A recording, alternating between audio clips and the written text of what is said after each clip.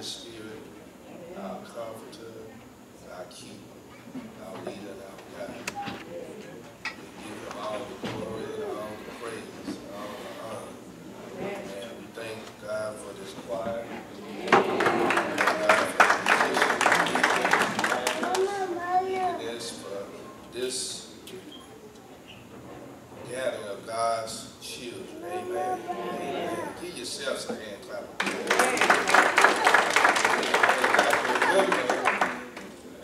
One time, I believe all of us can say this, that this wasn't our first option to come, was to the church. But God, being so good and so merciful and so kind, had allowed us to come out again one more time. And I don't take it for granted. I don't take it lightly, because I could be anywhere. I could be laying in my grave. God was good on last night. Amen. He woke me up this morning. He woke you up this morning to witness to a brand new day. Amen. So we thank him for that. But most of all, we thank him for who he is. Amen. And I don't want to hold you long, but a very familiar story in the book of Daniel, the 6th chapter. Daniel, the 6th chapter, very familiar story. And we'll be looking at verse 10. Daniel, the 6th chapter. We'll be looking at verse 10.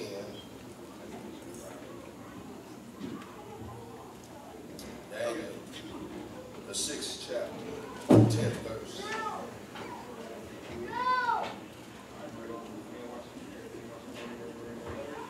Found it, let it be known by saying amen.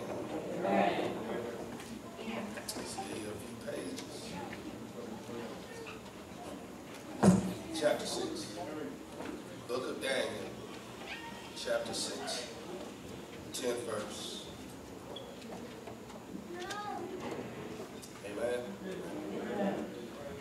Verse 10 reads in the King James Version, "Now when Daniel knew that the writing was signed, he went into his house, and his windows being open in his chamber toward Jerusalem, he kneeled up on his knees 3 times a day and prayed and gave thanks before his God as he did aforetime." We're going to talk this morning from this subject, if you will, staying committed to God.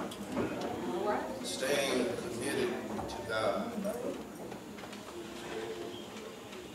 When we talk about commitment, that means that I'm going to be faithful to whatever it is that I'm committed to.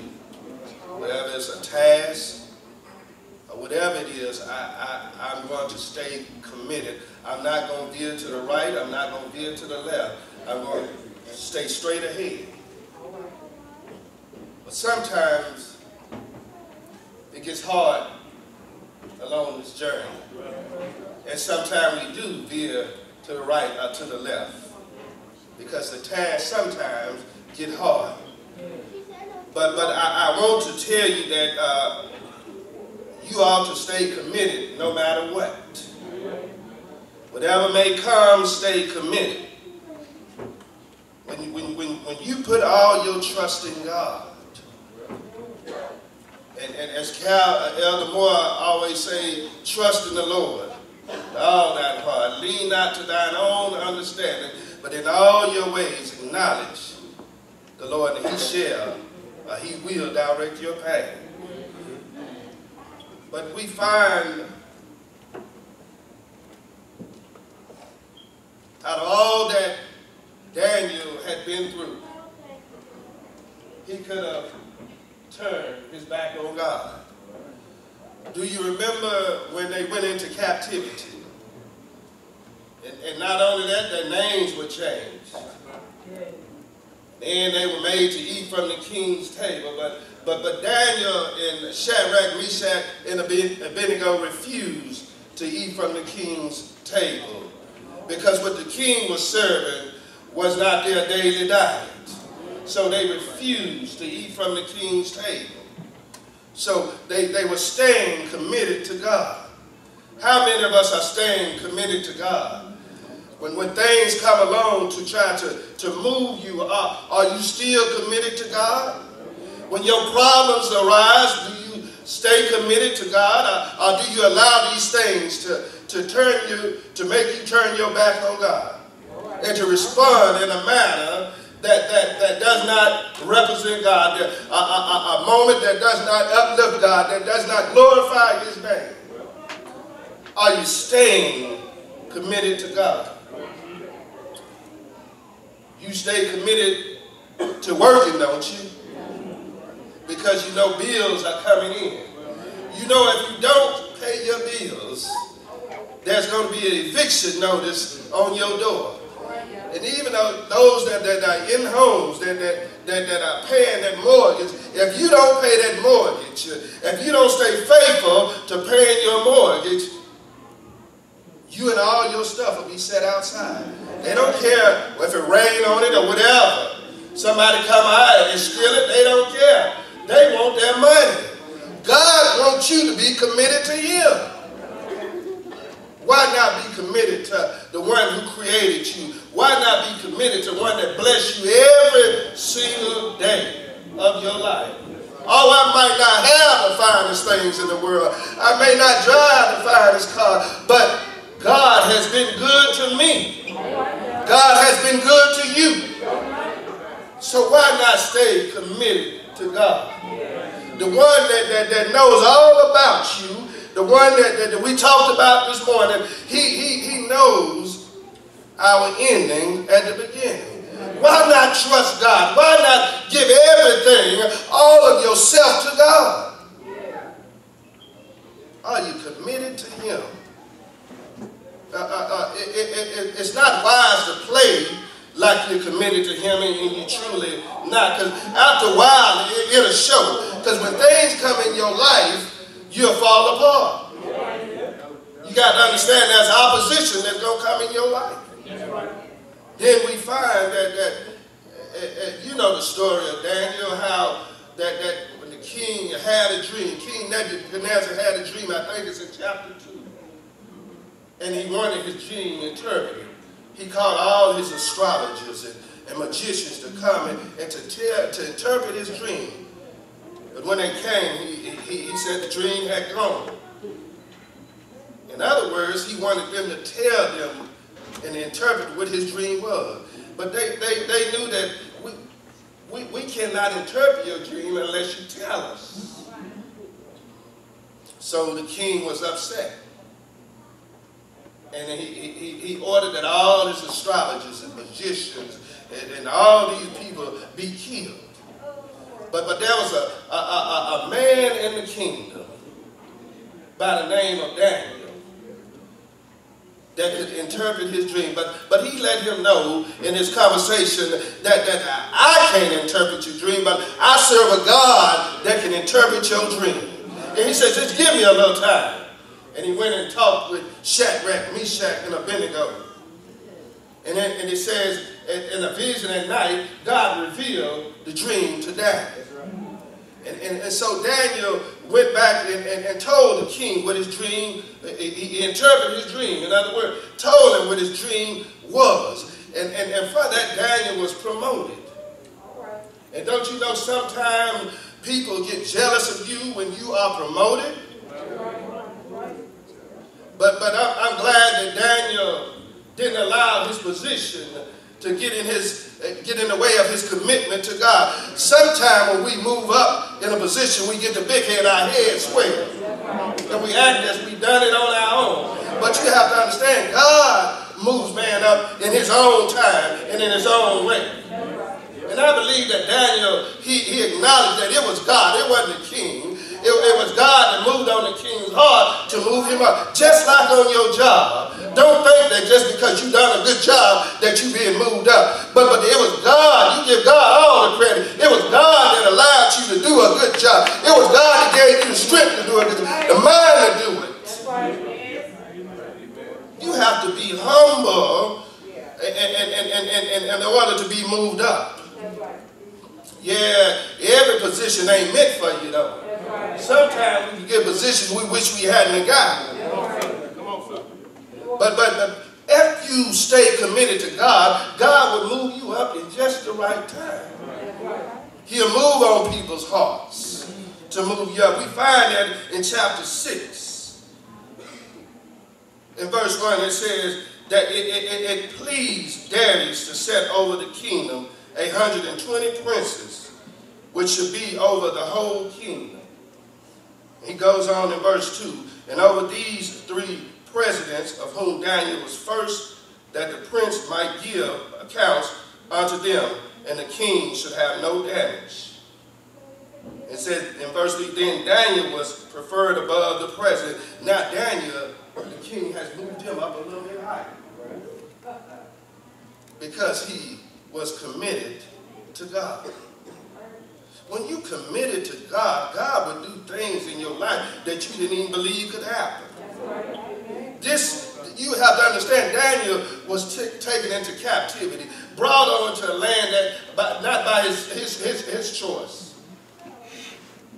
But yet, now, here he is in position, being leader of a whole kingdom. There's nobody but God. Like I said, he could have turned his back on God. Lord, you failed me. The Babylonians came in and took over us. Took me from my home. They didn't change my name, trying to make me eat things that I don't normally eat. Making me study their language. But he stayed committed to God. Things happen in your life. Things happen in my life. But do we allow those things to get us to stay, to turn our backs on God? I can't afford to turn my back on God. I don't know about you, but I can't afford to turn my back on God. I know where my help comes from. My help comes from the Lord, who made the heavens and the earth. That's all right. Everything's God. Your job that you have is God. Your employers, they don't own that. God, that's God's. He just happened to put them in place. Oh, we may not like who's in office right now, but God put him there for a reason. You are where you are for a reason. You are at St. Andrew for a reason. Are you committed to God? Too many times we'll stop doing things because it don't look right, it don't sound right, I don't feel right. But your focus ought to stay on him. I don't care how bad it looks. You ought to stay committed to God. I don't care what it sounds like. Stay committed to God. I don't care what people are telling you. See, that's the problem. We listen to everybody else instead of listening to God. Oh, I wouldn't be a part of that choir. I wouldn't be on the usher board. If I was you, I would lead the deacon board, the mother board, the deaconess board. I would just quit being a member of St. Andrew. But I'm telling you, if you stay committed to God, God will make it all right.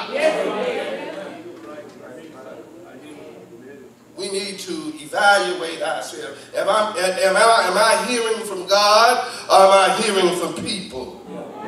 People lead you in the wrong direction. You ought to be listening to God. I'm not saying God can't send somebody your way to tell you something good.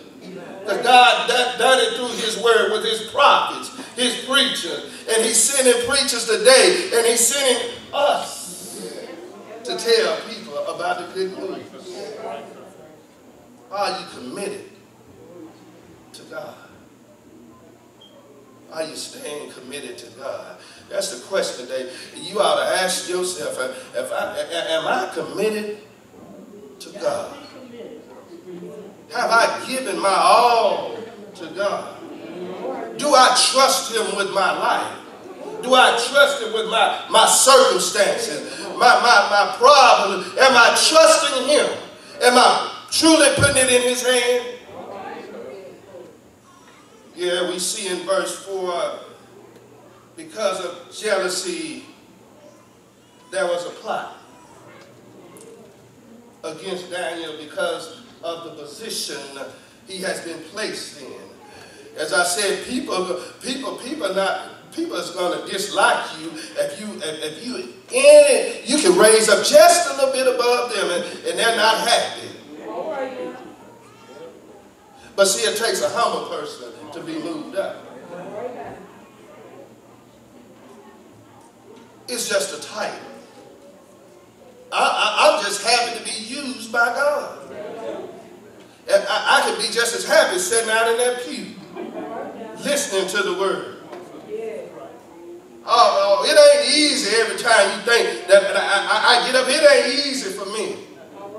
But I trust Him. I trust Him. Oh, it's very ugly through the week when, Lord, I hadn't heard from Him. Lord, is it something I'm doing? I'm not paying enough attention. But I'm going to trust Him anyhow. I'm going to step out on faith. As I said before, I could have called and said, I ain't going to be able to make it today. But I'm going to trust the Lord. He ain't never failed me. I don't care how bad it seems like I've done. I'm just going to trust Him anyhow. Because I realize I did not come here to please nobody in the building. I come to please Him. Nobody but Him. And that's your folks. I come to please the Lord in my worship, in my praise, in sincerity. Yeah, but there was a plot in verse 4. It says the president and the prince sought to find occasion against Daniel concerning the kingdom. But they could find none occasion nor fault, for as much as he was faithful, neither was there any error or fault found in him. God's man. God's man is a step above those who does not show humility, that does not show love, that does not speak kind words, that does not encourage. They ought to have been encouraging him. But yet they are trying to find fault. Do you know anybody that try to find fault about you? It's sad to say in the church that people just trying to find fault in you. Oh, it's true. Y'all know it's true. Y'all know it's true. He didn't say this right. He didn't say that right. And he didn't do this right. But let me tell you something. As long as you're being faithful in what you do, that's all God asks for you, just to be faithful. I might not dot all my I's and cross all my T's, but long as I'm doing it from my heart for the Lord, that's what matters.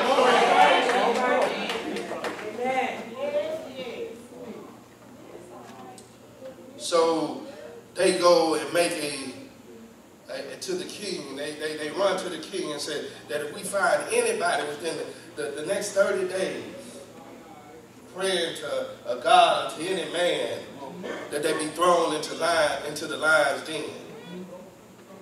And so they knew they found a way to get Daniel, because see, this ain't the first time Daniel prayed with his windows open. And I want to say, it's easy to stay committed when there's nothing going on. But is it easy to stay committed when things are going on and that it can harm you? Is it easy to stay committed? Really, it's just easy to stay committed. If you are all by yourself and everybody else against you, can you stay committed to God? That's a question. Can I stay committed to God? When I'm the only believer in a certain place, am I going to stay committed to God? Am I going to join in on the conversation? Am I going to join in on the sinful act that they do? Will you stay committed to God? Oh, it's easy when everybody around you pretty much a Christian, and then you can voice your opinion. But can you voice your opinion when you're the only one in the house that is saved, born again, baptized, filled with the Holy Ghost? Can you stand? Can you stand? Every day we have the opportunity to stand. Sometimes we get fearful when we the only one in the place that say we know the Lord? Are you committed? Are you committed? He's committed to you. It's just like a marriage between a husband and a wife. We made that vow that we'll be faithful towards one another. I'm not going to step out on you. You're not going to step out on me. You're going to love me and I'm going to love you. And we ain't going to let nothing come in between us. What about your relationship with the Lord? You do know when you came down these aisles and you said that you own Jesus as your Lord and your Savior. You made a promise that you were going to serve him until the day that you die. Is there any commitment in your life? Yeah, when sickness come along, am I staying committed? When I'm having financial problems, am I staying committed? When my wife or my husband has stepped out on me, am I staying committed? When I lose my job, am I staying committed? All I'm saying is I'm still trusting God. I got to trust him with the bad as well as the good. God is all-knowing. God knew you were going to lose that job. God knew your spouse was going to step out on you. God knew you was going to have financial problems. God knew you was going to get sick.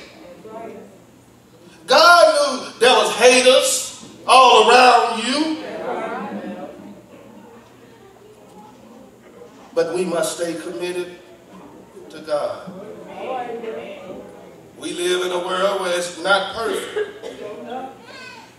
We live in a world where things get real dark and ugly. We see now that there's division in this country. But I'm learning to stay committed to God. Regardless who's in the White House, my commitment is to the God who reigns above the heavens. The God that can change anything. The God that can keep me through whatever it is. He can keep you. Staying committed. Yeah, I see Daniel being committed. Verse 10, it says that Daniel knew that the writing was signed. He knew the consequences if he was to pray to his God. I'm glad that he was committed to God. I'm glad he did not let nothing alter his normal prayer time with his Heavenly Father. I'm glad that he continued to pray, even though he knew the decree that went out to be thrown into the lion's den. Most of us probably would have closed our doors, our windows rather. Probably wouldn't even kneel down and pray. But Daniel, trusting God, went ahead and opened up his windows. And it said that he knelt down towards Jerusalem and prayed 3 times a day to God. A God who's able to keep you. A God who's able to save you. A God who's able to keep you in the lion's den. Oh, there's a lot of lions den that you've been thrown into. But if you just trust him, lean and depend on him, he'll make a way for you. If you just keep on talking to him, keep on walking with him daily, keep on studying his word. Don't absent yourself from the word of God. Continue to read his word. Continue to pray to him. Continue to commune daily with the Lord. Because you need help every day, because every day is a different day, and a different day brings different problems. But if you trust him, he'll see you through. And even if he don't bring you through, he'll keep you right there, and he'll show you that I can hold you in the midst of everything that's going on. I remember a man by the name of Joseph. When he was sold to the Ishmaelites, his brothers hated him, but he stayed committed to God. Even when Potiphar's wife tried to get him to lay down, and he refused because he was committed to God. Are you committed to God. All things gonna come in your life. Things gonna happen. People gonna leave you. People gonna pass. But you have to stay committed to God. If you want to make it, you have to trust Him. Is there anybody in the house that's gonna trust Him? Is there anybody that's gonna be committed to Him?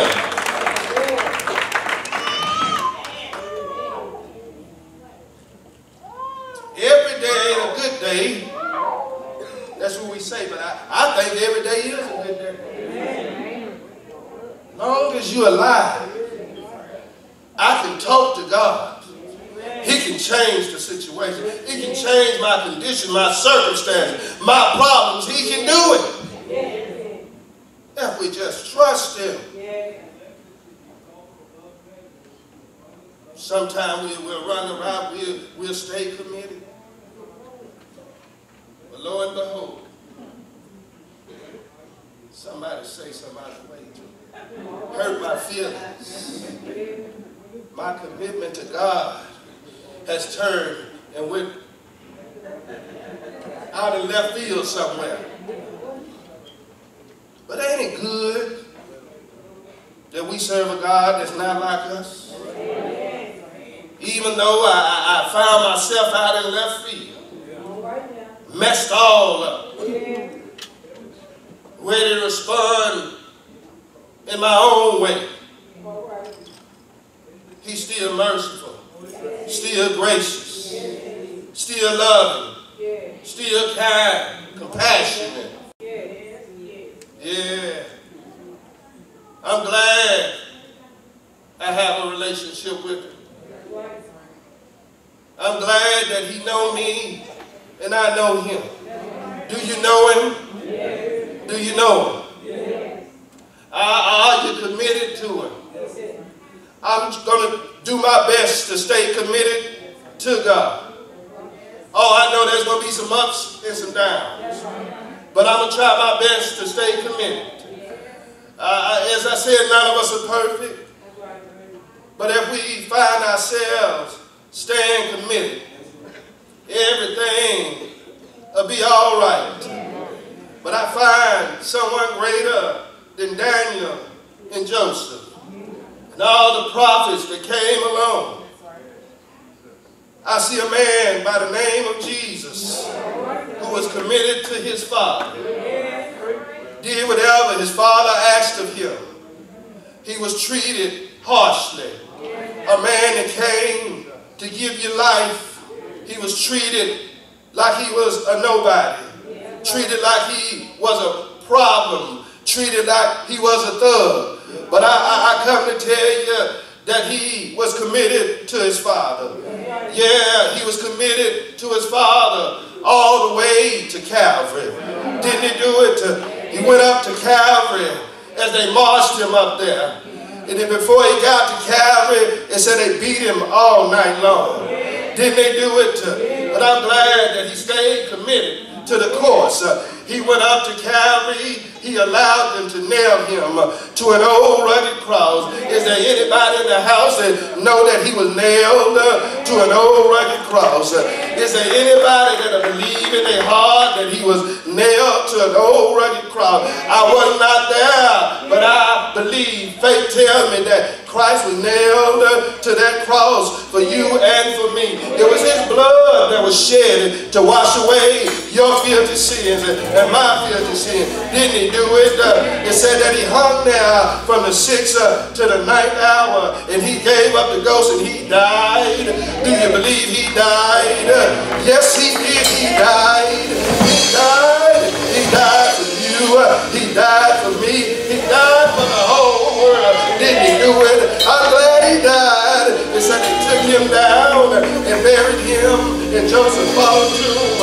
But I'm glad that he didn't stay there right early, right early, right early, right early Sunday morning. Jesus got up with all power and heaven and earth in his hand. Didn't he do it? I'm glad he's alive. He said at the right hand of the Father, interceding for you and for me. Yes, he is. I'm glad, Father, forgive them for they good God. Yes, He is. Oh, glory, glory, glory, hallelujah to His holy name. Ain't He good? Ain't He good? He's good. Every day of my life, He's good. He's good. He's good. That's all I can say is He's good. He's better than good. He's good. Your Lord is good. He's good. Every single day, He's good. When I'm bad, He's good. When I'm unloving, He's good. When I got unforgiveness in my heart, He's a good God. He's a good God. He's a good God. He's a good God. Yes, He's good.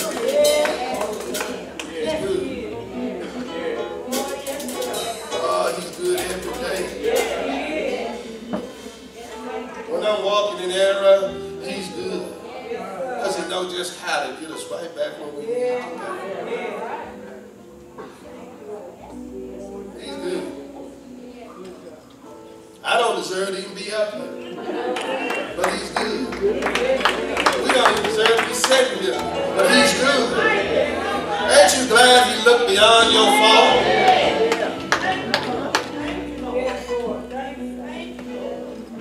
Ain't you glad that He don't hold grudges like we hold grudges? Don't you glad, aren't you glad that He's a God that has love for each one of us? Yeah. The doors of the church are open. I stay in this invitation of Christians.